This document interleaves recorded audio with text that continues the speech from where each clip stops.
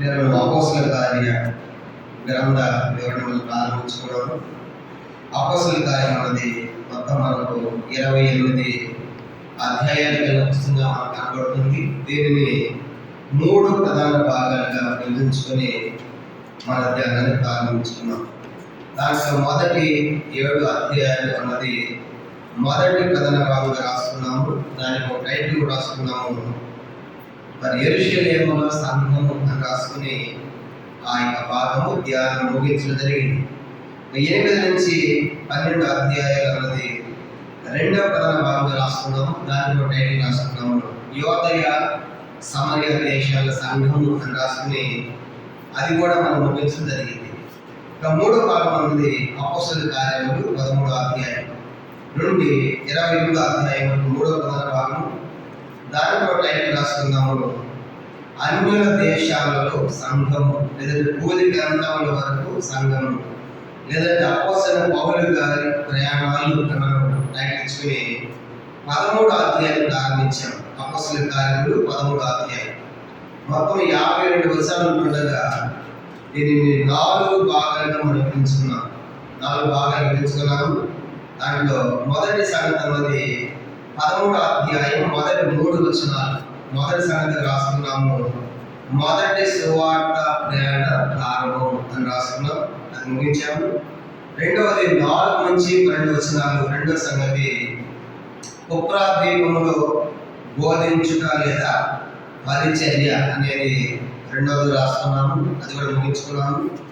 ఇక 3వ సంగతి అన్నది 13 నుంచి 41 వచనాలు. 3వ సంగతి మనం దాన్ని కూడా ఒక టైటిల్ రాసుకున్నాము. 3వ సంగతి కూడా పిసిదియలోని అంత్యమైన బోధించుట అని మనం రాసుకుని అంతవరకు మన ధ్యానం మనం ముగించాం. అంతేనా?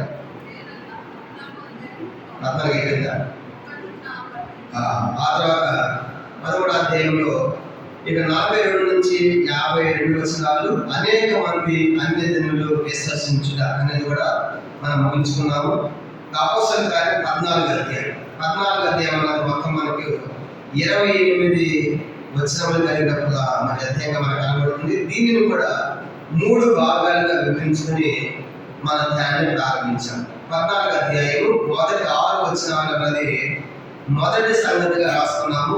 అనగా దాన్ని ఇచ్చిన టైటిల్ ఈ కోరియ వారు యేసు ప్రభువును విశ్వసించుట అని రాసుకున్నాము, అది కూడా ముగించాము. ఈరోజు రెండవ సంగతి ప్రారంభించాము.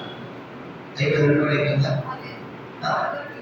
రెండవ సంగతి ఈరోజు 7 నుంచి 18 వచనాలు. అపోస్తల కార్యములు 14వ అధ్యాయం 7 నుంచి 18 వచనాలు రెండవ సంగతిగా రాసుకున్నా. దానికి ఒక టైటిల్ రాద్దాము, అవిశ్వాసులు దైవ కార్యములు చూచుట.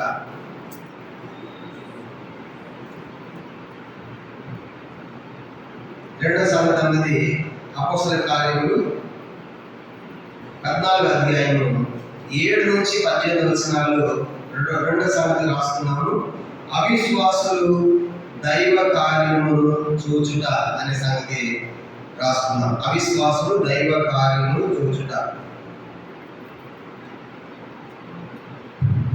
అందరూ కూడా ఒకసారి మ్యాప్ చూడండి. ఈ ప్రయాణం ఎలా కొనసాగుతుందనేది మనం చూసినప్పుడు మరి అపోస్తల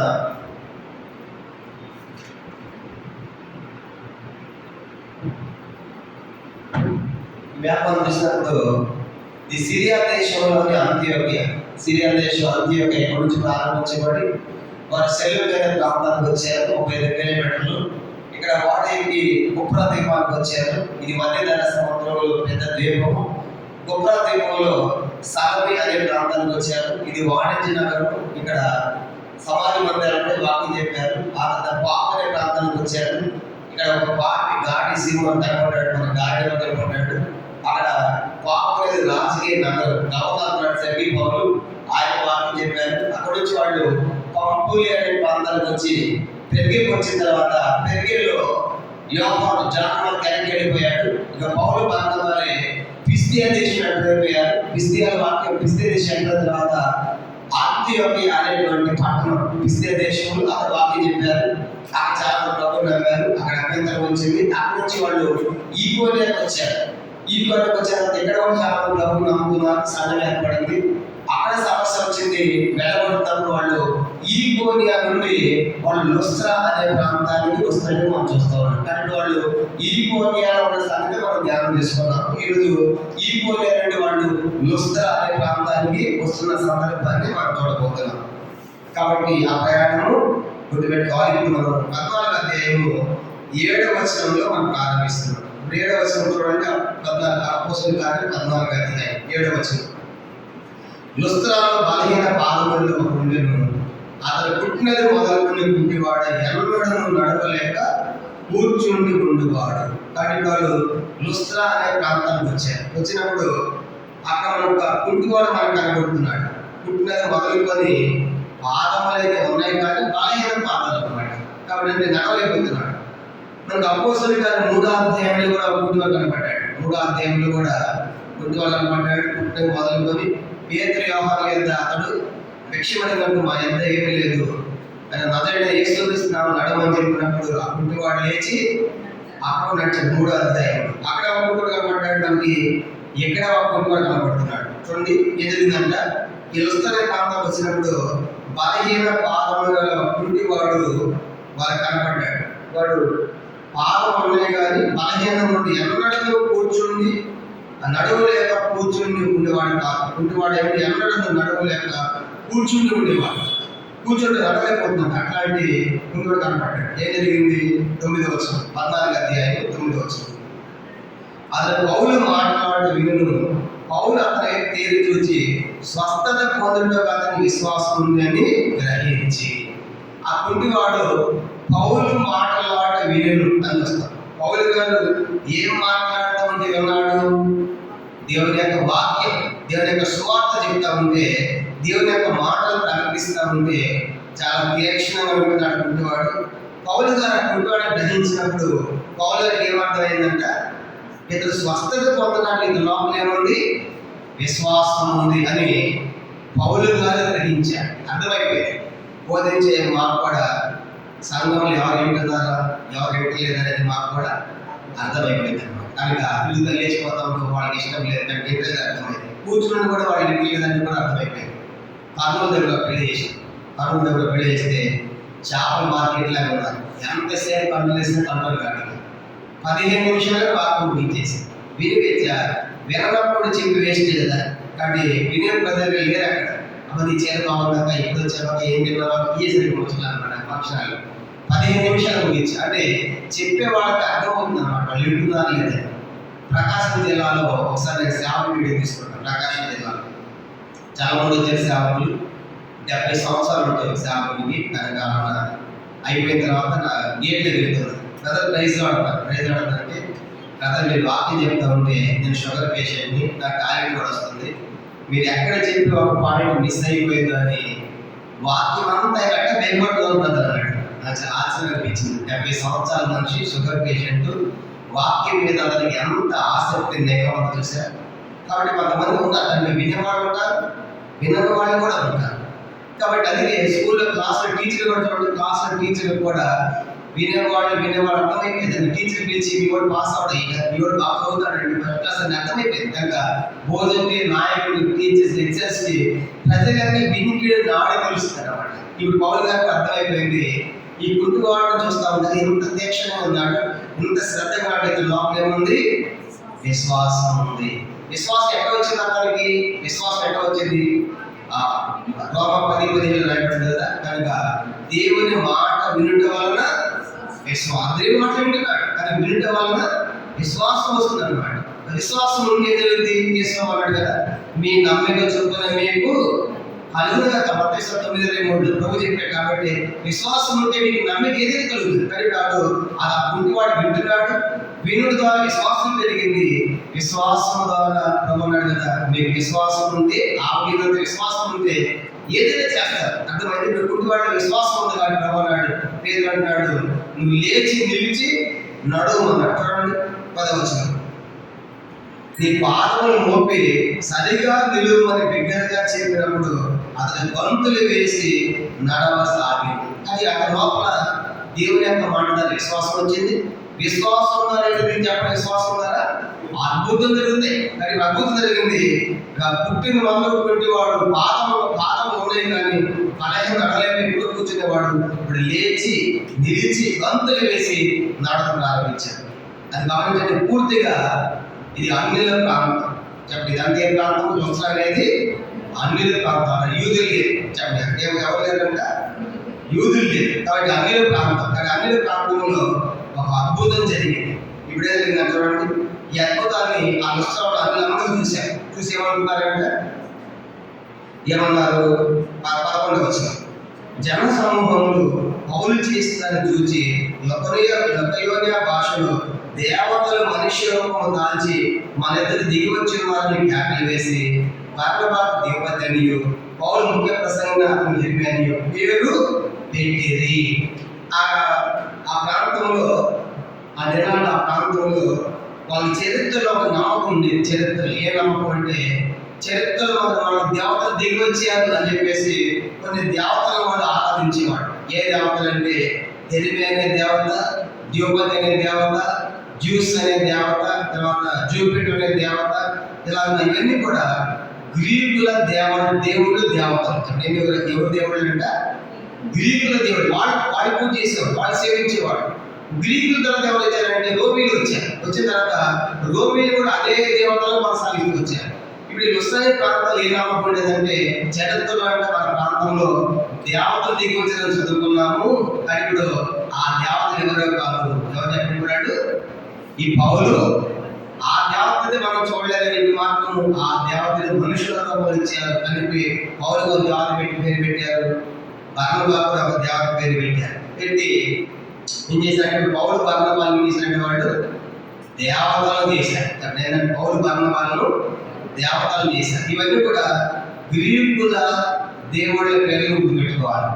చరిత్రలో మనకు మీకు అర్థం అవ్వాలంటే, బబులోను సామ్రాజ్యంలో నెబుకద్నెజరు ఉన్నప్పుడు నెబుకద్నెజరు ఒక కళ పడిందని చెప్పారు. ఆ కళలో మరి శిరస్సు ఏమో బంగారంతో ఉంది, రొమ్ములు పాదములు ఏమో వెండితో ఉన్నాయి, పొట్ట అంటే ఉదరం తొడలేమో ఎత్తడితో ఉన్నాయి, మోకాళ్ళు పాదములేమో కొంత మట్టి కొంత ఇనుముతో ఉంది.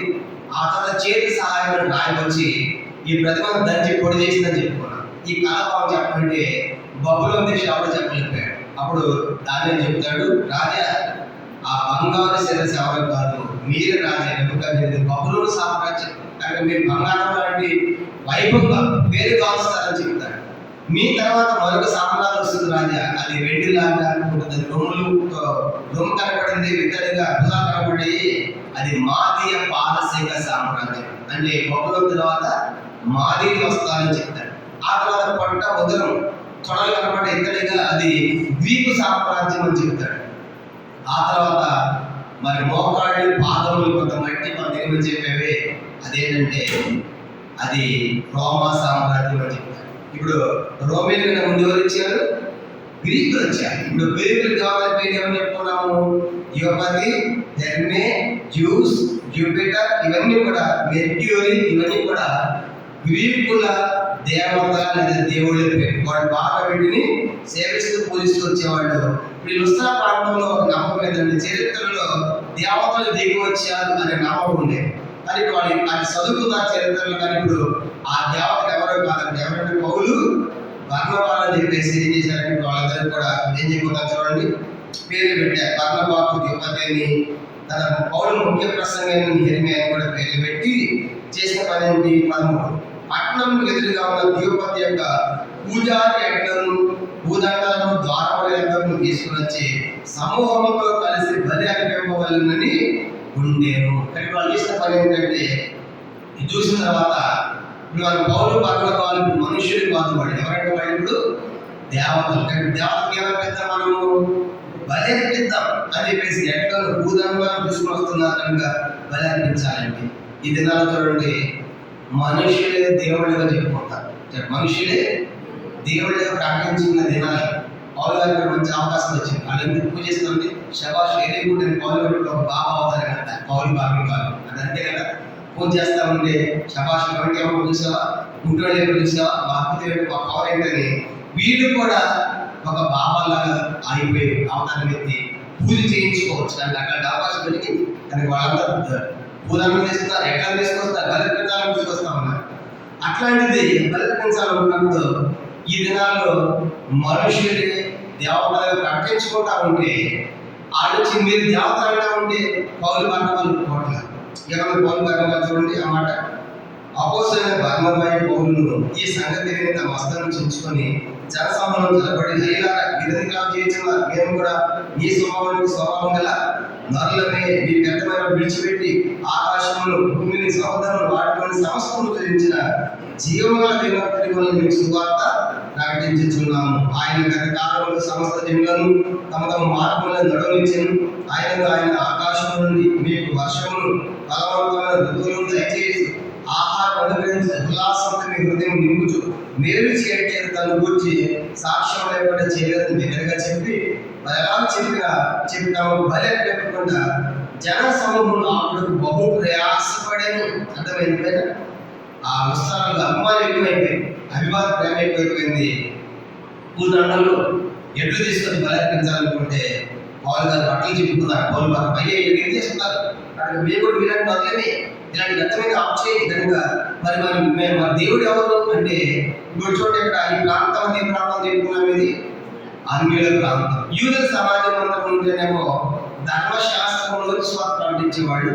ఇక్కడ యూదులు అంత అనేది వస్త్ర ప్రాంతం. అందుకే ఏం చేస్తారంటే వీళ్ళకి మరి అన్నిటికీ ధర్మశాస్త్రం అర్థం కాదు కదా, అందుకే స్వార్థ ఎట్లా చెప్తున్నారు చూడండి. ఎట్లా చెప్పారంటే ఆ దేవుడు ఎవరంటే ఆయన ఆకాశం కలుగజేశాడు, ఆయన భూమిని కలుగజేశాడు, సముద్రం కలుగజేశాడు, వాటిలో ఉన్న సమస్తాన్ని నిర్మించాడు. కాబట్టి ఆయన ఆకాశం వర్షం ఇస్తున్నాడు, ఫలవంతులు ఋతువులు ఇస్తున్నాడు, ఆహారం ఇస్తున్నాడు, ఉల్లాసంతో వర్తను నింపుతున్నాడు అని సృష్టిని వినియోగించుకున్న వాళ్ళ సువార్త ప్రకటిస్తూ ఉన్నారు. చూసారు కానీ ఇప్పుడు వాళ్ళకి అన్యుల ప్రాంతం కాబట్టి వాళ్ళకి ధర్మశాస్త్రం గురించి చెప్తే ఏం అర్థం కాదు. అందుకే వాళ్ళ సువార్త ఎక్కడ ప్రకటిస్తున్నారంట, అన్యుల ప్రాంతంలో సృష్టిని వినియోగించుకున్న సువార్త చెప్తున్నారు.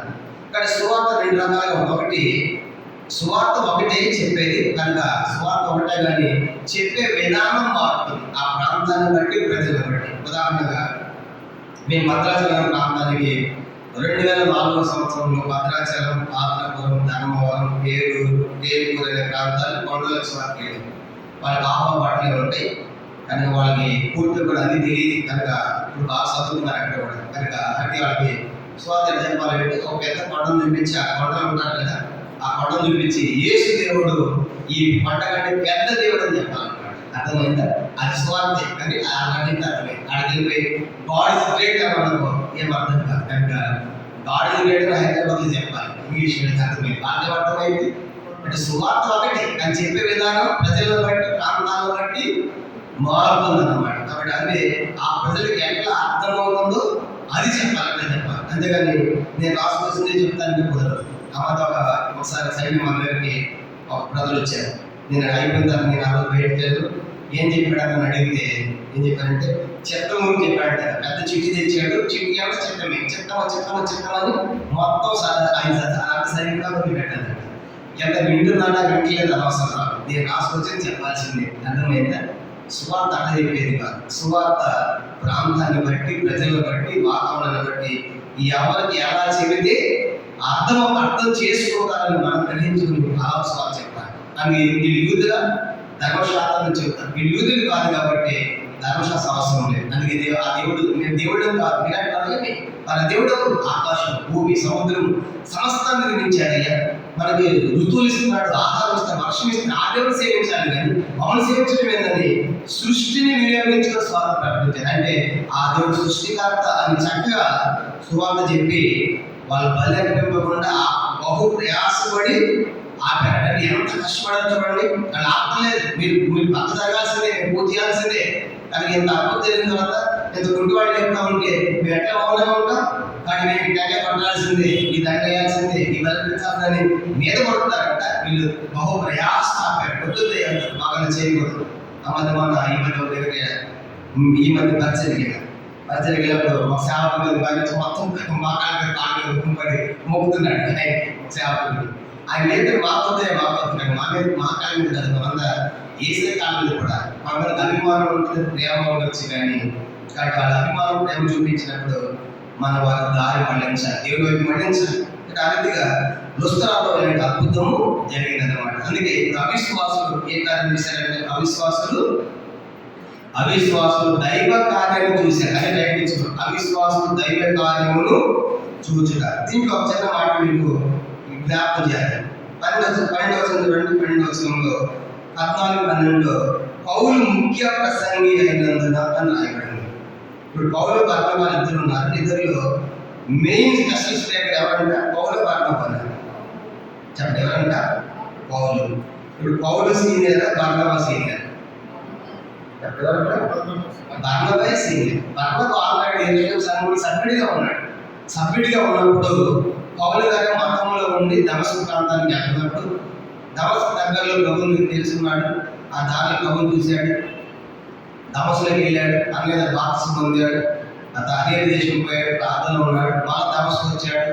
అశ్వాత ప్రకటించి చంపకపోతే గంపలో నుంచి అనేది రాజు తప్పించబడి ఆయన వల్ల ఇరుష్యం వచ్చినప్పుడు అపోస్తలులు కలుసుకోవాలంటే వాళ్ళు నమ్మకం రానట్ల దగ్గరికి. అప్పుడు ఈ బర్నబాని దగ్గర తీసి ఎవరిని పౌలు గారిని ఏంటి సంతానప్పుడు ఆయన నిజంగా నేను ప్రభువుని నమ్ముకున్నాను, ఈ కథ ప్రభువు నేను చూచాను ఏం చెప్పిందంట బాగా అర్థం చేసుకుని ఈ యొక్క పౌలు గారిని అపోస్తలుల దగ్గరికి తీసుకెళ్తారు. లోపల పేతురు, యాకోబు కనబడతారు. ఆయనకి గల్తీ బదులు జరుగుతుంది కదా, మనం చదువుతాం ధ్యానం చేసి.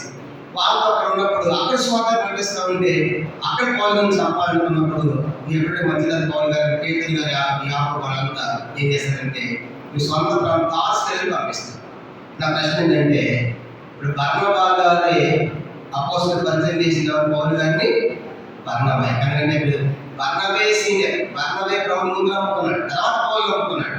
ఇంకా ఇంక మాట చెప్పాలంటే బర్నబా గారి ద్వారానే అపోస్తలులైనటువంటి పౌలుకి పరిచయం కూడా జరిగింది. ఇప్పుడు ప్రశ్న ఏంటంటే, మరి ఇక్కడ మెయిన్ స్పీకర్ పేరు ఎవరి పేరు ఉండాలి? పౌలు పేరులో బర్నబా పేరు ఉండాలి. బర్నబా పేరే ఉండాలి. ఆ మధ్య ఆయన మీటింగ్స్ అయితే పాపులేట్ చేశారు, కానీ చాలా మంది ఉన్నారు స్పీకర్లు. ఒక ఆయన విషయం ఇదేంటే అక్కడ కింద వేస్తారు, పైన ఉన్నాను మీరు సీనియర్ కదా, నేను రాకుండా మీటింగ్ అంటే నేను సీనియర్ కంటే అక్కడ ఎక్కడ ఉండాలి? ఫస్ట్ ఉండాలి. కింద నటిస్తాను మీటింగ్ రాను. అర్థమైపోయిందా? మనం ఎప్పుడైనా పోయాం, 3-4 నెలల క్రితం ఎప్పుడైనా పోయినప్పుడు ఆడ పెద్దలు కొట్లాడుకుంటారు, నడుచుకుంటారు. మనసాన్ని లెటర్ కోసం వచ్చారు, పెద్దలందరూ పెద్దలు దాంట్లో 6 మంది ఉన్నారు. ఏంటి కొట్లాడేదని అడిగిన తర్వాత పేర్లు ఇచ్చారు లెటర్లో పెద్దలుగా. ఈయన పేరు కింద పెట్టారంటే ఈయన పెద్ద ఆయన వయసులో, నా పేరు కిందకి పెట్టారు. అందరూ సిందండి ఫస్ట్ పేరు 4 పేరు పెట్టట్లేదు అని ఆ లెటర్ ఊరికి వెళ్ళి కరీంనగర్ దగ్గర దూరం, చాలా దూరం. అక్కడ మళ్ళీ లెటర్ తీసుకొచ్చి ఎప్పుడు వచ్చి ఇదంతా మార్చాల్సింది, మొదటి పేరు నాది పెట్టాలి. అర్థమైందా? దానికోసం వచ్చేది. ఇప్పుడు నేను చెప్పే సంగతి ఏంటంటే, కాంపిటేటివ్ పేరు మొదటి మనం ఉండాలంటాం, పెద్ద విషయం పెద్ద పేరు మొదటి పేరు మనం ఉండాలంటాం. ఇట్లా ఉన్నప్పుడు మరి ఇప్పుడు ఏంటి ఆలోచించాడు? అసలు పేరు ఉండాల్సింది వీటన్నిటిలో జీవగ్రంథంలో మన పేరు చాలా బాగున్నాయి. ఇప్పుడు బర్నబాకి అది కాబట్టి బర్నబా అనాలి. పౌలు గారు ప్రతిసారి పౌలు వాక్యం చెప్తామంటే బర్నబా సైలెంట్ ఉన్నాడు. బర్నబా ఏమన్నా మనసులో పౌలు గారిని నువ్వు వచ్చాక మమ్మల్ని వచ్చావు, నీకంటే ముందు ఎప్పుడైనా ఇష్టం ఉన్నాను, నా ద్వారా పరిచయం అపోస్తలుడికి అట్లాంటి నియమితాలు అసలు పౌలు గారు తగ్గించుకోవాలంటే ఎంతో కష్టం. అర్థమైందా? స్టాలిన్ ముఖ్యమంత్రి సీఎం తమిళనాడు మనం చూసామంటే ఏం స్టేట్మెంట్ ఇచ్చాడు? 6 నెలల దాకా విజయ్ ప్రభుత్వం మీద ఏ కామెంట్ కూడా చేయను అన్నాడు. నెల తిరగక ముందే ఇప్పుడు విజయ్కి మంచి పేరు వస్తా ఉంటే కొన్ని సంవత్సరాలు తీసుకొచ్చినందుకు ఇంకేమని చెప్తాను తెలుసా? నేను వేసిన భిక్ష విజయ్ అన్నాడు. నేను వేసిన భిక్ష అంటే నేను అందరికి మమ్మల్ని సపోర్ట్ ఇస్తే ఆయన ముఖ్యమంత్రి అయ్యాడు. దానికి అర్థమైందా? దానికి ఇప్పుడు అర్థం ఏంటి? 6 నెలల దాకా మాట్లాడినాడు. దాన్ని అర్థమైనటువంటి నువ్వు మనోచోడు వచ్చేవాడిని నాలుగు 10 సంవత్సరాల నుంచి ముగ్గురు ఉన్నావు. అర్థమైందా? అంటే పెద్దలే కూడా తగ్గించుకోవడానికి ఏమాత్రం కూడా ఇష్టం అవుతుంది. అర్థమైంది? అట్లాంటి పౌలు పక్కన బలంగా పోవాలంటే ఎంతో కష్టం. కనుక ఆయన నాకు నేను ముందున్నాను కదా, నేను పోవడం ఏంటి అని మనం అనుకోవాలి. కానీ బర్నబా గారి మనసులో ఎట్లాంటిదంటే బర్నబా గారు బాగా తెలుసు, పౌలు గారితో ప్రత్యేకంగా పోరాడుతున్నాడు. 9వ అధ్యాయం 15-16 ఏమన్నాడు? ఇతడు నా నామం కొరకు ఎన్ని శ్రమలను భరించాలని అతనికి చూపిస్తే రాజులకి వెళ్ళాలి, అనిలకు ఇశ్రాయేలుకి వెళ్ళి స్వాత ప్రకటిస్తున్న సంగతి బాగా తెలుసు. కాబట్టి పౌలు గారు చేస్తూ ఉంటే బర్నబా సాలిడ్ అయిపోయాడు. ఇప్పుడు చెప్పే సంగతి ఏంటంటే బర్నబా సీనియర్ అయ్యింది కూడా పౌలు గారి మీద రాజకీయం చేయలేదు. నాకంటే వచ్చేగాడు చిన్నవాడు చెప్పలేదు, కానీ ఆయన చెప్తా ఉంటే సైలెంట్గా అనుసరించాడు. కాబట్టి ఇది ఎంతగా తగ్గించుకోవడానికి అర్థంగా ఆలోచించండి. ఇప్పుడు బర్నబాకి వాక్యం ఏమో రాదా, ఆయన అపోస్తలుల దగ్గర పేతురు దగ్గర, తర్వాత యాకోబు దగ్గర అటువంటి వాళ్ళ దగ్గర విషయం కనుక ఆయనకు వచ్చి వాక్యం చెప్పు. అయినప్పటికీ కూడా పౌలు గారి పరిచర్య వేరు, నాది వేరు, ఆయన పిలుపు వేరు, నా పిలుపు వేరు కనుక అని గుర్తించి ఆయన సైలెంట్గా వెళ్తూ ఉంటాడు. సేమ్ ఇలాంటి బర్నబా గారి తత్వమే మనకి యోనాతానులో కనపడతారు. యోనాతానులో కూడా సౌలేమో నెక్స్ట్ రాజుని నాకు యోనాతాన్ని చేయాలనుకుంటాడు. ఈ యోనాతాన్ ఏం చేస్తాడంటే దావీదుతో స్నేహం చేస్తాడు. ఒకరోజు పిలిచి అరగొట్టు దాని కూడా నీ బుద్ధి లేదంటారా, నువ్వు ఎట్లా స్నేహం చేస్తావు యోనాతాన్తో, దావీదుతో, నువ్వు అతనితో స్నేహం చేసిన సేవరి, నువ్వు యెషయా కుమార్ సేకరించావు నాకు తెలుసు, ఆ సంగతి తెలిసింది. నువ్వు యెషయా కుమార్ సేకరించి అతనితో ఉంటే నీకు రాజ్యం నిలవదు అని యోనాతాను తిడతాడు. ఎవరు సొంత తండ్రి అయినా అట్లాంటి యోనాతాను దావీదుతో ఏమంటాడు తెలుసా, నువ్వేస్తే రాజు అవుతావు, నేను నీకు సహకారం, ధైర్యంగా ఉండు, నువ్వు రాజు అవుతావు కదా, నీకంటే ఉంటావు కదా అని అందరికి వస్తాడు. ఇప్పుడు యోనాతాను ఏదంటామని చెప్పండి, బర్నబా గారి తత్వమే. అంటే మా నాయన నేను రాజు అనుకోవాలి, వాస్తవం ఏమనుకోవాలి, ఈ యోనాతాను కూడా మా నాయన మా తండ్రి సౌతర్వాత ఇవ్వాలి, నేను రాజు అన్నాను కానీ ఆయన తెలుసు నేను కాదు, దావీదు కోరుకున్నాడు గ్రహించి నువ్వే రాజు అవుతావు. చూద్దాం మొదటి సమూయేలు గ్రంథం 20వ అధ్యాయం, మొదటి సమూయేలు గ్రంథం 20వ అధ్యాయం. యోనాతాను కూడా మనకి బర్నబా గారి తత్వం మనకు కనబడుతుంది. మొదటి సమూయేలు గ్రంథము 20వ అధ్యాయం, ఫస్ట్ శామ్యూయల్ చాప్టర్ 20. మొదటి సమూయేలు గ్రంథం 20వ అధ్యాయము మనం గమనించామంటే చూడండి 31వ వచనం. మొదటి సమూయేలు గ్రంథం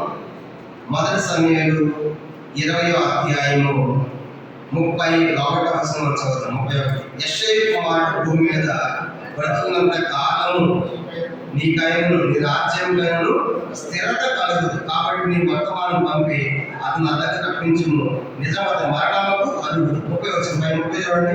సౌలు యోనాతాను మీద బహుగా కోపపడి ఆడగొట్టు దాన్ని కూడా నీకు నీ మనకు సిగ్గలిగినట్టుగా నీ యెషయా కుమార్ సేకరణ సంగతి నాకు తెలిసింది కదా, కాబట్టి అతను బతికినంత కాలము నీకు రాజ్యం తీసుకుని చంపేస్తాను. ఇది సౌలు మాట్లాడాడు. యోనాతాను ఏమన్నాడు? 23వ అధ్యాయం, మొదటి సమూయేలు గ్రంథం 23వ అధ్యాయము 15వ వచనం. మొదటి సమూయేలు 23:17 చూడండి. నీవు ఇశ్రాయేలులకు రాజువగు, నేను నీకు సహకారనవుదును, ఇది నా తండ్రిని సమర్పిస్తుందని చెప్పి దేవుని బట్టి అతన్ని బలపరిచింది. కనుక యోనాతాను కనుక దావీదు అయ్యా నువ్వే రాజు అవుతావు, నేను నీకు సహకారంగా ఉంటాను, నీ పనివాడిగా ఉంటాను, కాబట్టి నువ్వు ధైర్యంగా ఉండని ధైర్యం వచ్చాను. ఇప్పుడు చూడండి యోనాతాను తత్వము సేమ్ బర్నబా ఇద్దరిది కూడా ఒకటే అన్నమాట. అంటే ఎంతగా వాళ్ళు తగ్గించుకుని ఉండాలి మనకు అర్థమవుతుంది. ఆ రీతిగా యోనా గారి తత్వం బర్నబా తత్వం మనకి ఎంత స్పష్టంగా మనకు అర్థమవుతుంది. తమ్ముడు తగ్గించుకునే వారిగా వాళ్ళు మనకు కనబడుతున్నారు. దీంతో మనకి 14వ అధ్యాయంలోని 2వ సంగతి ముగించబడింది. అపోస్తలుల కార్యం 14వ అధ్యాయం 7 నుంచి 18 వచనాలు 2వ సంగతి.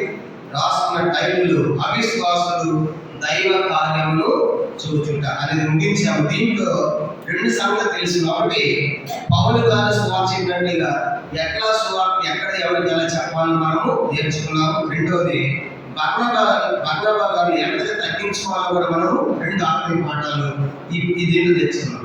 ఇక 19 నుంచి 28 వచనాల 3వ సంగతి అపోస్తలుల కార్యములు 14వ అధ్యాయము 19వ వచనం నుండి 28వ వచనం వరకు 3వ సంగతి, అదే ఆఖరి సంగతి టైటిల్ రాసుకున్నాము. పౌలు గారి మొదటి సువార్త ప్రయాణ ముగింపు. పౌలు గారి మొదటి సువార్త ప్రయాణ ముగింపు అని రాసుకోవాలి. పౌలు గారి మొదటి సువార్త ప్రయాణ ముగింపు అని రాసుకోవాలి. పౌలు గారి మొదటి సువార్త ప్రయాణ ముగింపు అని రాసుకుందాం. ప్రారంభిద్దాం. 19. అంత్యోక్య నుండి ఈకోనియ నుండి యూదులు వచ్చి జన సమూహములను తమ పక్షంగా చేసుకుని పౌలు మీద రాళ్ళు రువి అతడు చనిపోయిన అనుకుని పట్టణం వీరుకొని అతన్ని ఏడ్చేది. ఇప్పుడు పౌలు బర్నబాలు ఎక్కడున్నారు చెప్పండి, ఎక్కడున్నారు? లుస్త్రా అనే ప్రాంతంలో ఉన్నారు. పౌలు బర్నబాలు లుస్త్రా అనే ప్రాంతంలో ఉండగా పైనుంచి 2 టీంలు వచ్చాయి. చూడండి, అందరూ చూడండి. పౌలు బర్నబాలు ఇప్పుడు లుస్త్రా అనే ప్రాంతంలో ఉండగా ఆత్మీయుల స్వార్థ చెప్తే ఇక్కడ హింసలు చేసి అక్కడి నుంచి లీవ్లోకి వచ్చారు. ఇక్కడ కూడా రాళ్ళతో కొట్టాలి చంపాలనుకుంటే వాళ్ళు అక్కడి నుంచి లుస్త్రాకి వచ్చారు. వచ్చినప్పుడు లుస్త్రాలో పనిచేస్తుంది సేవ చేస్తుండగా ఈ అంత్యోగమైనటువంటి వారు, ఈ కోణంలో ఉన్నటువంటి వారు, వ్యతిరేకమైనటువంటి వారు తెలుసుకుని అంత్యోగేవారు, ఈ కొనేవారు ప్లస్ లుస్త్రాలో కొంతమందిని కలుపుకొని ఈ 3 ప్రాంతాల వాళ్ళు కలిసి పౌలు గారిని ఎక్కడ రాళ్ళతో కొట్టారంట? ఎక్కడారు? లుస్త్రాలో కొట్టారు. చెప్పండి, చూసే కాబట్టి అంత్యోగం ఇచ్చారు, ఈ కొనలు ఇచ్చారు. ఆ తర్వాత లుస్త్రాని కొంతమంది ఎక్కడ కొంతమంది తమ పక్షంగా చేసుకుని ఈ 3 ప్రాంతాల వాళ్ళు కలిసి లుస్త్రాలో రాళ్ళతో కొట్టారు పౌలు గారు. ఇప్పుడు పౌలు గారు అంత్యోగంలో దీన్ని బట్టి మనకి ఏమర్థమవుతుందంటే మనం కూడా పరిచయం చేసినప్పుడు సేవలు మన మీద నిఘా పెట్టేవాడు ఉంటారు. ఈయన పోతున్నాడు, ఎన్ని గంటలకు వస్తున్నాడు, ఎక్కడ వస్తాడు, టార్గెట్ చేసేది అనుకోండి. ఎగ్జాంపుల్గా మన ప్రవీణ్ నగరాలు మనం చూసాం కదా, అంతా కూడా అది నిఘా పెట్టి ఎలా చేయాలో అలా తెలియదు. అంటే ఇప్పుడు మనం గుర్తుపెట్టుకోవాలి, సేవ చేసినప్పుడు మన మీద నిఘా పెట్టేవాళ్ళు ఉంటారు. అక్కడ వద్దన్నా మీద అయిపోయింది అనుకోకూడదు. అక్కడ అంటున్నారు అంత్యంలో ఏం లేదు, ఎలగొట్ట తీసుకునుకున్నారు, ఈ పని ఎలగొట్ట తీసుకునుకున్నారు. కానీ వాళ్ళు నేను ఫాలో అవుతున్నారు. అంటే ఎక్కడ ఉన్నారు, వాళ్ళు ఎక్కడ చేసిందని తెలుసుకున్నారు. మేము ఒకసారి నల్గొండ జిల్లాలో అప్పాజీపేట అనే ఆ చుట్టుపక్కల ప్రాంతాల్లో పరిచయం చేస్తా ఉంటే ఎటువంటి వ్యాధి చేస్తాను. ఆ ఊర్లో స్వాగతిస్తాం వచ్చారు. వాళ్ళంతా వచ్చి ఇక్కడ ఏదో వీళ్ళు అని చెప్పి అనుకున్నాను. సరే అని చెప్పేసి అందరూ దానికి ముందు ఊరికి వెళ్తున్నాను. ఆ దిగి ఒక జనం పాటు మొత్తం వచ్చిన టీం వచ్చారు. ఇక్కడ కూడా చేయడానికి వెళ్ళారు. మళ్ళీ నాకు ముందుకు వెళ్ళాను. మళ్ళీ వచ్చేటట్టుగా మనం బాగా అవుతూనే ఉన్నాం. యాక్సిపోయాను. లాస్ట్ అనుకున్నాం ఇది ఇప్పుడు అయ్యేది కాదని చక్కగా మందిరానికి వెళ్ళిపోయి ప్రార్థన చేసుకుని భోజనం చేసుకుని మధ్యాహ్నం తర్వాత మరొక ప్రాంతానికి వెళ్ళి దీన్ని బట్టి మనకు అర్థమవుతుంది మనం ఫాలో అయ్యే వాళ్ళు దగ్గర పెట్టే వాళ్ళ సేవలు ఉంటారు. అప్పుడు ఉద్దన్నాన్ని వెళ్ళిపోయాలని మర్చిపోకూడదు. అర్థమైంది? అంత్యోగంలో వాళ్ళు మర్చిపోవాలి. యువకులను కక్ష పెట్టుకుని వచ్చి వాళ్ళు ఏం చేశారంటే అంత్యోగం నుండి యువకుల నుండి మనం కలుపుకొని వచ్చి లుస్త్రా అనే ప్రాంతానికి వచ్చి వేరుకోవాలని కలుపుకొని మీరు ఎక్కడ చేసుకోండి, ఎక్కడ చెప్పిస్తున్నారు స్వార్థం ఇక్కడ మేము అంత్యోగం వెళ్ళగొట్టాం, ఇక్కడ వెళ్ళగొట్టాం, మీరు వెళ్ళగొట్టకుండా ఎక్కడ చెప్పిస్తున్నారని ఇక్కడ వెళ్ళగొట్టి లేపి జన సంవాదం తమ పక్షం చేసుకుని ఏం చేశారు? రాళ్లతో కొట్టారంట. రాళ్లతో కొట్టారు. ఇప్పుడు అంతకుముందు ఏం చేసిన వాళ్ళు లుస్త్రా వాళ్ళు అంతకుముందు ఏమని ప్రకటించారు? దేవతలు అన్నారు కదా, ఆ నోర్లు ఏం చేసింది చెప్పండి? దేవతలను పొగిడి నోర్లు ఇప్పుడు ఏం చేశారంట? రాళ్లతో కొడుతున్నారు. యేసు వారు చూడండి, యెరూషలేము గారిని ప్రవేశించినప్పుడు వారి ముందు ఏమన్నారు? కత్తులు పట్టుబడి ఏమో జ్ఞాపకం చేశారు. హోసన్న, జయము, విజయము కానీ జ్ఞాపకం చేశారు. వారం తర్వాత సరిగ్గా ఏమని జ్ఞాపకం చేశారు? సిలువేము. అదే కనుక ఏ నేరు కోడిందో అదే నేరు మళ్ళా సిలువేము అన్నారు. అందుకే 53 ఒకే నోట శాపము, ఒకే నోట ఆశీర్వాదం మనుషులు ఉంటారు. అక్కడ అర్థమవుతుంది. ఇప్పుడు దాకేమో వాళ్ళు అభిమానం చూపించారు, ప్రేమ చూపించారు, దేవతలు ఉన్నారు, కూడా దడలేనుకున్నారు, పూజ చేయాలనుకున్నారు. అట్లాంటి ప్రాంతంలో కొంతమంది నివాసాలంట రాళ్ళతో కొడుతున్నారంట. గుర్తుపెట్టుకోవాలి. ఇప్పుడు రాళ్ళతో కొట్టింది ఎక్కడి నుంచి వాళ్ళు? అంత్యోగ వాళ్ళు, నెక్స్ట్ ఈ కొనేవాడు, నెక్స్ట్ మూడవది లుస్త్రాలో కొంతమందిని కలుపుకొని 3 ప్రాంతాలు వాళ్ళు కలిసి లుస్త్రాలో రాళ్ళతో కొట్టారంట. ఇప్పుడు చూడండి, రాళ్ళతో కొట్టినప్పుడు స్టెఫను కూడా రాళ్ళతో కొట్టారు. 7వ అధ్యాయం చెప్పండి. స్టెఫను కొట్టారు లేదా? కొట్టినప్పుడు పౌలు సౌలు ఉన్నాడు. చెప్పండి, సౌలు అక్కడ ఉన్నాడు. అపోస్తలుల కార్యం 7వ అధ్యాయం చూడండి. అపోస్తలుల కార్యం 7వ అధ్యాయం 58వ వచనం, 58 40వ వచనం. అపోస్తలుల కార్యం 7వ అధ్యాయం 58. పట్టణ పేరుగా కాదు వెళ్ళగొట్టి రాళ్ళు తవ్వి చంపి సాక్షులు సౌలను ఎవరిని పాదము లేదా తమ వస్త్రములు పెట్టిరి. 60 చివరి మాట, సౌలు అతని సావులకు సమ్మతించను. రాళ్ళతో కొట్టినప్పుడు చెప్పండి, బాగా స్టెఫను కాదు రాళ్ళతో కొట్టినప్పుడు సౌలు ఉన్నాడా లేదా? ఉన్నాడు. సమ్మతించాడా అంటే రాళ్ళతో కొట్టిన చూశాడు. ఇప్పుడు పౌలు గారు రాళ్ళతో కొడతా ఉంటే ఏం గుర్తుకొచ్చున్నారు పౌలు గారు చెప్పండి? సరిగ్గా నేను కూడా ఎవరి కాలం స్టెఫను రాళ్ళతో కొట్టించాను. నేనే ఏం చేసినా కానీ జరుగుతుంది. కాబట్టి అర్థమైంది కానీ నేను నాతో కొడుతుంది నాకు నాటబడుతుంది కానీ ఖచ్చితంగా ఆ సమయంలో డాష్ అయ్యాలి. ఆ రోజు చక్కగా రాళ్ళ కొట్టించారు, ఈరోజు నన్ను కొడుతున్నారు అని అర్థం అవ్వాలి. తర్వాత రాళ్ళ కొట్టుకుంటే ఏం చేశారంటే 19వ వచనంలో 14 అధ్యాయం 19వ వచనం రాళ్ళతో కొట్టి అతడు చనిపోయిన అనుకుని పట్నం వెళ్ళిపోయిన అతన్ని ఈడ్చి ఆ మాట ఏం చేశారంట, రక్తాలు కాకుండా సుఖం లేడు, గాయాలు లేడు పౌలు గారికి. అట్లాంటిది పట్నం వెళ్ళి ఈడ్చారంట. అంటే మన భాష చెప్పాలంటే చచ్చిపోయిన కుక్కని ఎట్లా లాక్కుని పక్కన వేస్తారు రోడ్డు పక్కని, పౌలు గారిని కూడా అట్లా ఈడ్చారంట. పౌలు గారు ఎట్లాంటి ఈ నమ్మకం ముందు ఈయన ఈడ్చాడు. 8వ అధ్యాయం అపోస్తలుల 8వ అధ్యాయం ఈయన లాక్కుని పోయి ఈయన ఈడ్చాడు. అపోస్తలుల కార్యం 8వ అధ్యాయం 3వ వచనం అపోస్తలుల కార్యం 8వ అధ్యాయం 3వ వచనం చూడండి. సౌలైతే ఇంటెంటా వచ్చి పురుషులను ఈడ్చుకొని పోయి చేస్తాను సంగతి ఈడ్చుకొని పోయి పౌలు గారు ఎట్లా చెప్పండి, ఈయన ఈడ్చుకొని పోయాడు. ఇప్పుడు ప్రశ్న ఏంటంటే పౌలు గారు ఈడుస్తామని ఇంకేం గుర్తొచ్చింది ఖచ్చితంగా. ఒకప్పుడు నేను కూడా ఈడ్చుకొని పోయినా. పౌలు గారు మనసు అనుకుంటాడు, ఇచ్చేవాళ్ళారా నేను మీ తాతంరా బాబు, నన్ను కూడా ఆట కొట్టాను, నేను దగ్గర నుండి కొట్టించాను, నన్ను ఈడుస్తున్నాను, నేను ఎంతమంది ఇచ్చాను తెలుసా, నేను అక్కడ మారిన ఇట్లా ఉన్నాను, మారకపోతే నా సంగతి చూపించేవాడిని అని మనసులో పౌలు గారు అనుకోలే కానీ ఆయన చేసిన సందర్భము నేను మారిన కాబట్టి సైలెంట్గా అయిపోయాను. నేను మార్పు నా సంగతి తెలుసా, దమస్కు దాటిపోయింది, యెరూషలేము, గలిలయ, సమరయ ఈ దేశాలంతా అంత వ్యాపించింది. ఆ దమస్కు అయ్యా నిజం చాలా కీడు చేసేవాడిని, 4 దేశాలు తెలిసిన కథ, మీరేమనుకుంటారు మనసు అనుకోవాలి. అందుకే పౌలు గారు ఈ చేతులు ఏసైకి ఇచ్చేసి ఈ కాళ్ళు ఏసైకి ఇచ్చేసి కాబట్టి వాళ్ళు కొడుతున్నా, రక్తాలు కారుతున్నా, గాయాలు అవుతున్నా కానీ అసలు పౌలు గారు సైలెంట్ దెబ్బతింటున్నారు. కారణం ఏంటంటే ఈ చేతులన్నీ ఏసైకి ఇచ్చేసిన కాబట్టి పౌలు గారు ఆయన సాత్వికం వృద్ధులతో సౌలు గారిని మనకు వస్తుంది. అలాగా రాళ్ళతో కొట్టారంట, రక్తాలు గాయాలు దెబ్బలని పక్కన లీడ్ చేసి వెళ్ళిపోయారు. అందుకే పౌలు కొరింథీ పత్రిక రాసినప్పుడు ఒకసారి నేను రాళ్లతో పట్టబడదని ఈ సందర్భాన్ని చెప్తాను. 2వ కొరింథీ పత్రిక 11వ అధ్యాయం 2వ కొరింథీ పత్రిక 11వ అధ్యాయము 25వ వచనం 2వ కొరింథీ పత్రిక 11వ అధ్యాయం 2వ కొరింథీ 11వ అధ్యాయము 25వ వచనం చదువుతున్నారు. 2వ కొరింథీ 11:25 చూడండి. ముమ్మారి దత్తములతో కట్టబడింది, ఒకసారి రాళ్లతో కొట్టబడింది. చెప్పండి 11:25లో 2వ కొరింథీ 11:25లో ఒకసారి రాళ్లతో కొట్టబడింది. ఇది ఎక్కడ పడ్డాడు ప్లీజ్ చెప్పండి. లుస్త్రా అనే ప్రాంతం అదేనమాట. ఈ సంగతి అక్కడ చెప్తున్నాడు.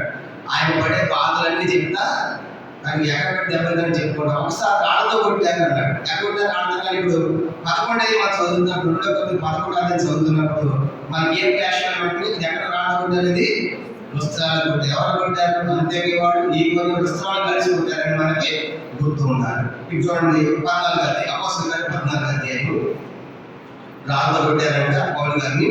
రాళ్ళతో కొట్టి ఈడ్చి ఏం చేశారంట 20వ వచనం అపోస్తలుల కార్యములు 14వ అధ్యాయం 20వ వచనం చూడండి.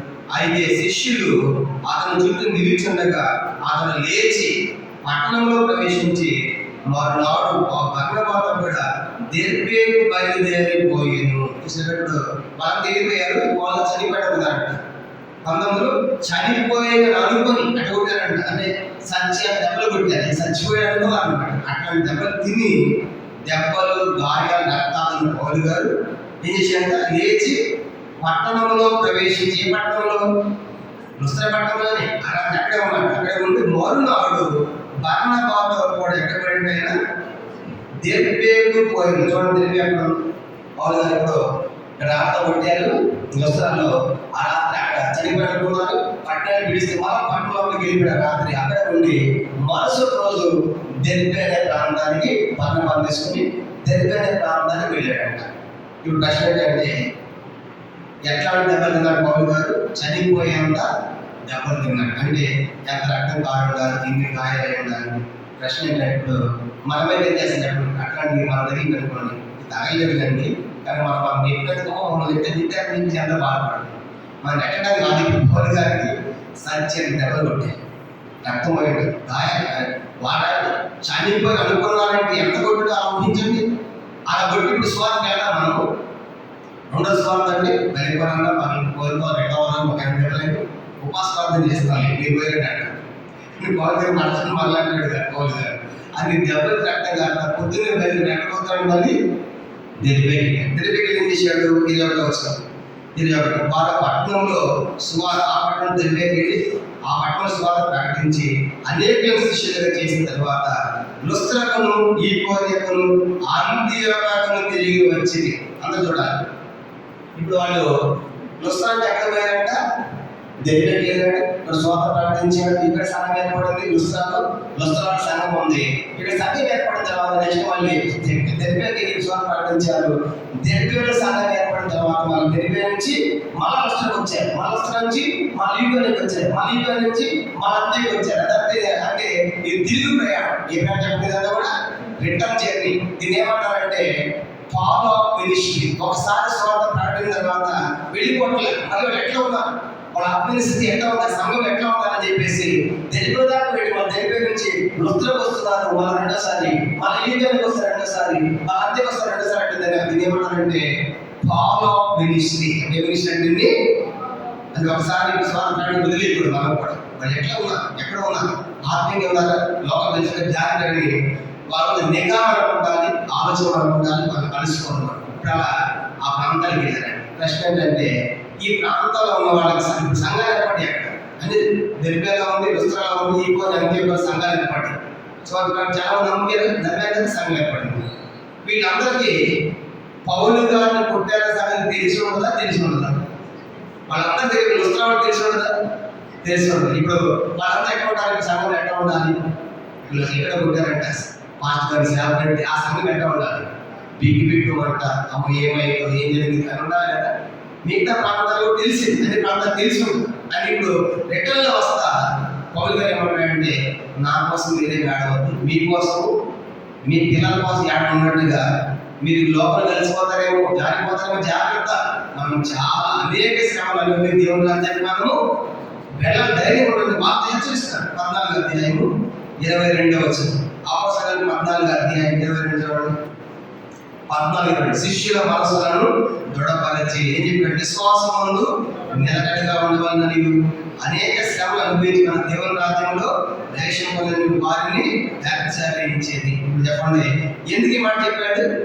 నన్ను కొట్టిన దాన్ని బట్టి మీరు ఎలా అయిపోతారేమో, తెల్లైపోతారేమో, లోపల కలిసిపోతారేమో, జాగ్రత్త. ఈ శ్రమలే కాదు, ఇంకా అనేక శ్రమలు మనము పొందాలి. కాదు లోపలికి వెళ్ళిపోవద్దు, విశ్వాసం ఉండండి, దృఢంగా ఉండండి, స్థిరంగా ఉండండి చెప్పేసి వాళ్ళందరూ ధైర్యపరుస్తున్నారు. అది ఇప్పుడు వాస్తవానికి పౌలు గారిని వాళ్ళు ధైర్యపరచాలా? పౌలు గారు పౌలు గారు ధైర్యపరచాలా?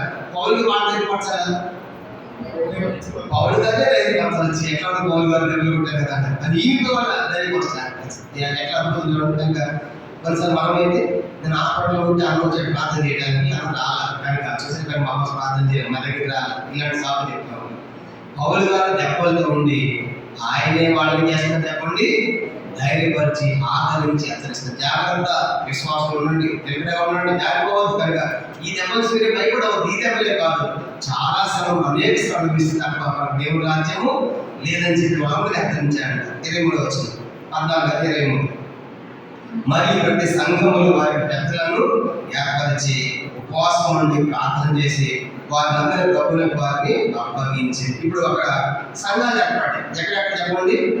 దిరిపేలో సంఘం ఉంది, అక్కడ చోట్ల. తర్వాత దానిపైన లుస్త్రాలో సంఘం ఉంది, ఆ తర్వాత ఈకోనిలో సంఘం ఉంది, దానిపైన అంతియోకులో సంఘం ఉంది. ఇప్పుడు సంఘము మరి వెళ్ళిపోతారు కాబట్టి సంఘానికి ఉండాలంట కొంతమంది పెద్దలు పెట్టాలని చెప్పేసి పెద్దలను ఏర్పరిచి ఎట్లా ఏర్పాటు చేశారంట? ఉపవాసం నుండి ప్రార్థన చేసి. అంటే ఆ పెద్దలు ఏర్పడి పెద్దలు ఎట్లా తీసుకొని రాబడిన వాళ్ళు ఉపవాస ప్రార్థన చేత నియమించబడిన పెద్దలు. అది కాదు 6వ అధ్యాయంలో కూడా పెద్దలు ఏర్పాటు చేసింది. 6వ అధ్యాయంలో అపోస్తలుల 6వ అధ్యాయం అక్కడ కూడా ఎట్లా ఏర్పాటు చేసి చదువుతున్నాము? 6వ అధ్యాయం అపోస్తలుల కార్యములు 6వ అధ్యాయం.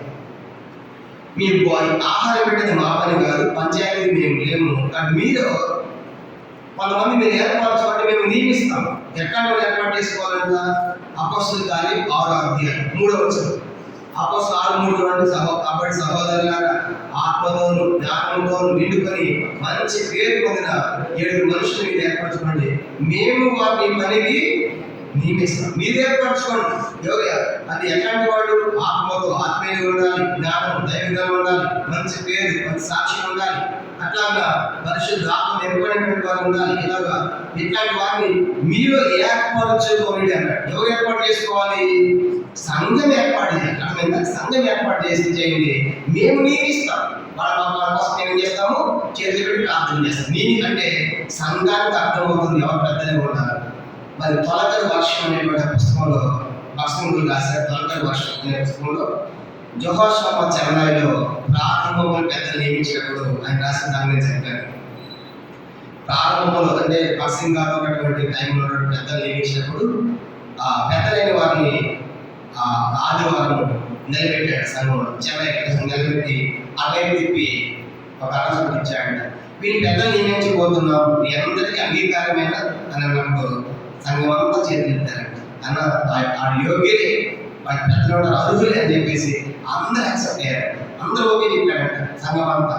ఆ తర్వాత పర్సన్ గారు ఆ తర్వాత ఇంటికి వెళ్ళాడు. వాళ్ళ ఇంటికి వెళ్ళి వాళ్ళ భార్యేమో ఈరోజు మీ సంఘంలో విన్నావు కదా అని అమ్ములు పెద్దగా మీ భర్తను పెట్టబోతున్నారు, వాళ్ళని పెట్టబోతున్నాం, యోగ్యుడేనా పర్వాలేదండి అని పెట్టచ్చు అని అట్లా కుటుంబం నుంచి సంఘం నుంచి సాక్ష్యం తీసుకుని నియమించబడిన వారే ప్రారంభంలో ఉన్నటువంటి పెద్దలు. కానీ అట్లాంటి వారిని ప్రార్థనాపూర్వకంగా నియమించారు కాబట్టి వాళ్ళు ఎంతో సమర్పణతో, భారంతో, ప్రేమతో సంఘాన్ని కంటే సేవ చేసే కనుక, దైవ సేవ సాకార్యం ఉన్న కనుక అట్లాంటి గొప్ప కార్యాలు చేసుకొచ్చి రాబడతారు. కాబట్టి ఈ దినాలు పెద్దలు ఎట్లా వస్తున్నారు నాకంటే మీకు బాగా తెలుస్తుంది. కాబట్టి ఎట్లా నియమిస్తున్నారు కూడా మనకు అర్థమవుతుంది. కనుక ప్రార్థన లేదు కనుక, ఎవరు డబ్బు ఉంటే వాళ్ళు పెద్దలు కనుక ఇట్లా అయిపోయింది. ఎవరికి అధికారం ఉంటే వాళ్ళు ఎందుకని వీళ్ళు ప్రార్థన పట్ల పరిచయం చేసేవాళ్ళ సమర్పణ ఉందా, సాక్ష్యం ఉందా, ఇవన్నీ కూడా ఆలోచించారు.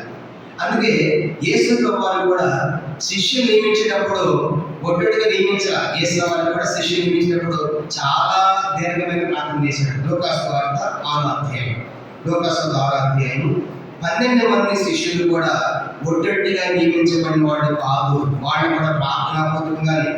లూకాసు వార్త 6వ అధ్యాయం 12వ వచనము. లూకాసు వార్త 6వ అధ్యాయము 12వ వచనం. లూకా 6:12 చూడండి. లూకా 6:12. ఆ దినములందు ఆయన ప్రార్థన చేయడం పండగ వెళ్ళి దేవుని ప్రార్థించడంలో రాత్రి గడిపాను. యేసు ప్రభువు చేసిన ప్రార్థన రాత్రంతా ఒక్కడే చేశాడు. ప్రార్థన పండుగ ఇదేం ప్రార్థన అని చెప్పండి. ప్రార్థన చేసిన ప్రార్థన ఏం ప్రార్థన అండి? ఆల్రెడీ ప్రార్థన. ఎంతమంది? యేసు ఒక్కడే చేశాడు. ఒక్క చేశాను 10 మంది వస్తారు. బెడ్షీట్ అంతే పక్కన బెడ్షీట్ తెచ్చుకుంటూ ఉంటారు. కానీ ఎక్కడ అయిపోగానే బెడ్షీట్ వేస్తారు ఉంటారు అన్నమాట. వాళ్ళని ఎట్లా మనకు అడుగు తిరిగిపోతుంది చూడండి. ఆ దేవుడి దగ్గర అట్లా ఇక్కడ ఏమైందంటే వీళ్ళు పడుతుందనే ప్రార్థన చేస్తారు, వీళ్ళు పోతారు, అయితే బెడ్షీట్ పడుకుంటారు అనమాట. కానీ అట్లయితే మనం కూడా ప్రార్థనకి ప్రార్థన ఆఫ్లైన్ ప్రార్థన కష్టమైపోయింది. ఆఫ్లైన్ ప్రార్థన కూడా ఉంటుంది దాంట్లో. ఆల్రెడీ ఎక్కడ చేస్తాం. ఇప్పుడు ప్రశ్న ఏంటంటే యాకోబు కూడా ఒక్కడే మిగిలిపోయాడు. ఆదికాండం 32:24 యాకోబు ఒక్కడే మిగిలిపోయాడు. అంటే అర్థం ఏంటి? యాకోబు కూడా ఒక్కడే ఆల్రెడీ ప్రార్థన చేస్తున్నాడు. ఆల్రెడీ ప్రార్థన దేవుడి మీద ప్రేమతో భయపడాలి, ప్రాణ భయం ఉంటుంది. ఏం చెప్పిన ఏ భయము?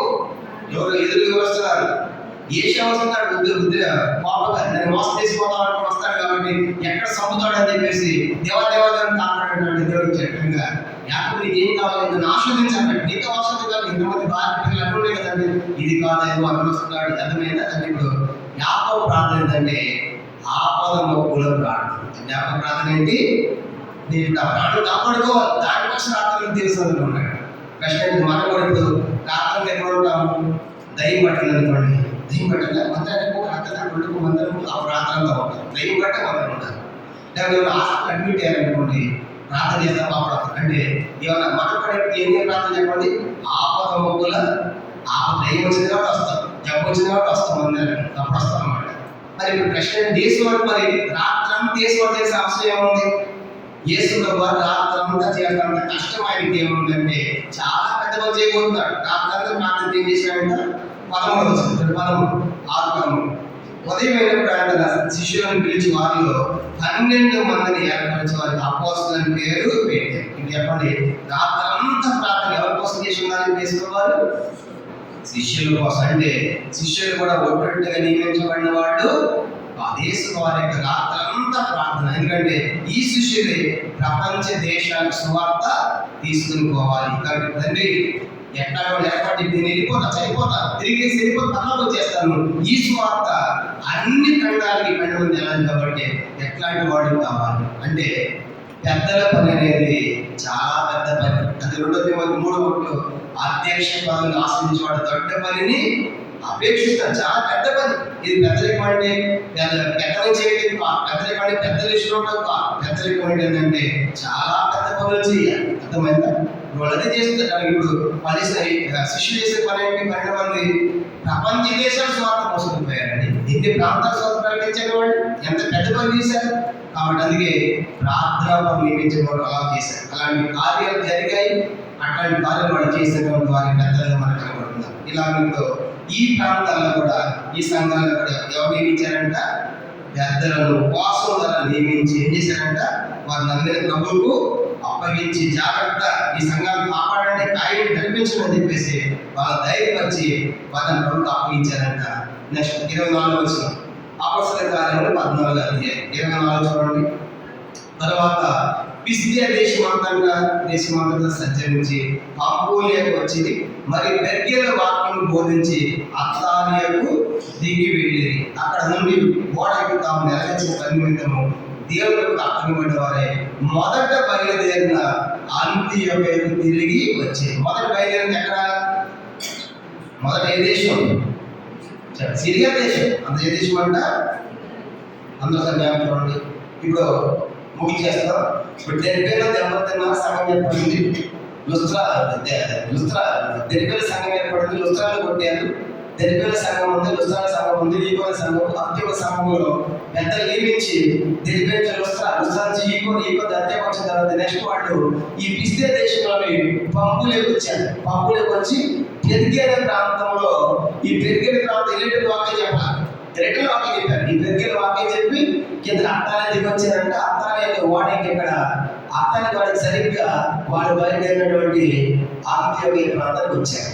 కాబట్టి దీంతో ఇక ఎక్కడ బయలుదేరారు? అక్కడికి వచ్చారు అనమాట. ఒకసారి ప్రయాణం చూడండి. మొదట అంత్యోక, అక్కడ సెల్లుగా 35 కిలోమీటర్ సెల్లుగా నుంచి ఉప్రాంతీపం సాయంకి వచ్చారు. పాపకు వచ్చారు. అక్కడ నుంచి పంఫూలియా పెర్గేకి వచ్చారు. పంఫూలియా పెర్గే నుంచి పిసిదియా దేశం, అంత్యోక, ఈకోనియా, లుస్త్రా, దెర్బే. వీళ్ళ మళ్ళా దెర్బే నుంచి లుస్త్రాకు వచ్చారు, ఈకోనియాకి వచ్చారు, అంత్యోక వచ్చారు, పిసిదియా దేశంలో పంఫూలియాకి వచ్చారు, పెర్గేకి వచ్చారు, అత్తానేకి దిగి వాడికి సరిగ్గా మళ్ళా మొదటి బయలుదేరిన అంత్యోకకి తిరిగి వచ్చారు అన్నమాట. దీంతో పౌలు గారి మొదటి సువార్త ప్రయాణము ముగించబడింది. ఇది సుమారుగా 2 సంవత్సరాల టైం జరిగింది. ఈ ప్రయాణం ఎంతకాలం చెప్పండి? సుమారుగా 2 సంవత్సరాల కాల వ్యవధిలో ఈ యొక్క ప్రయాణం జరిగింది. తర్వాత 1400 నుంచి సుమారుగా 1500 మైళ్ళ ప్రయాణం. దూరం వచ్చేసి 1400 నుంచి 1400 మైళ్ళ నుంచి 1500 మైళ్ళు సుమారుగా. కనుక అంత ప్రయాణం, అంత దూరం తిరిగారు. తర్వాత 2 సంవత్సరాల పైగా ఈ ప్రయాణం జరిగింది. సుమారుగా 2 సంవత్సరాల టైము. తర్వాత మరి దూరం వచ్చేసి 1400 నుంచి 1500 మైళ్ళ దూరం, అంత దూరం తిరిగారు.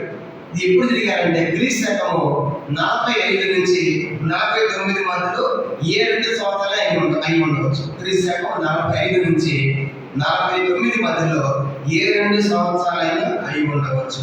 46 నుంచి 48 కావచ్చు, 47 49 కావచ్చు, అలా 45 నుంచి 49 మధ్యలో 7 సంవత్సరాలైనా అయి ఉండవచ్చు అని చరిత్రకారులు పండితుల యొక్క అభిప్రాయం. చెప్పండి, ఎన్ని సంవత్సరాలు పట్టింది? 2 సంవత్సరాలు. ఎన్ని మైళ్ళ దూరము? 1400 నుంచి 1500 మైళ్ళ దూరం. తర్వాత ఎప్పుడు తిరిగారు? 45 నుంచి 49 మధ్యలో ఈ ప్రయాణం జరిగింది. దీంతో మొదటి ప్రయాణం ముగించారు. ఏం జరిగింది? 14వ అధ్యాయం 27 వచనం ముగించారా?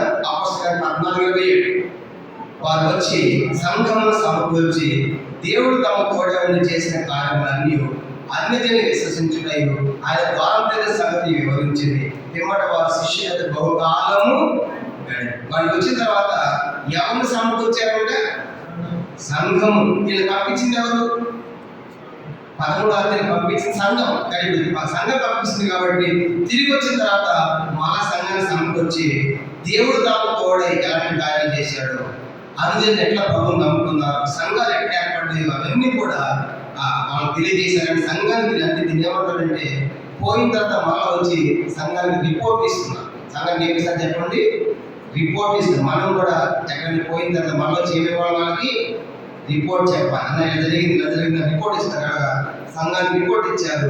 అక్కడ సంఘం అయితే బహుకాలము గడుపుతుంది. దీంతో పౌలు గారి యొక్క మొదటి ప్రయాణం ముగించబడింది, 14వ అధ్యాయంలో ముగించబడింది. కనుక అంతగా మరి 14 అధ్యాయం మనం 3 సంగతులు, మొదటి 6 వచనాలు మొదటి సంగతి రాసుకున్నాము, 7-18 వచనాలు రెండో సంగతి, 19 నుంచి 28 వచనాలు మూడో సంగతి రాసుకున్నాం. దీంతో 14వ అధ్యాయం సమాప్తం. పౌలు గారి మొదటి సువార్త ప్రయాణం కూడా ముగించబడింది. ప్రార్థన మోకరించండి,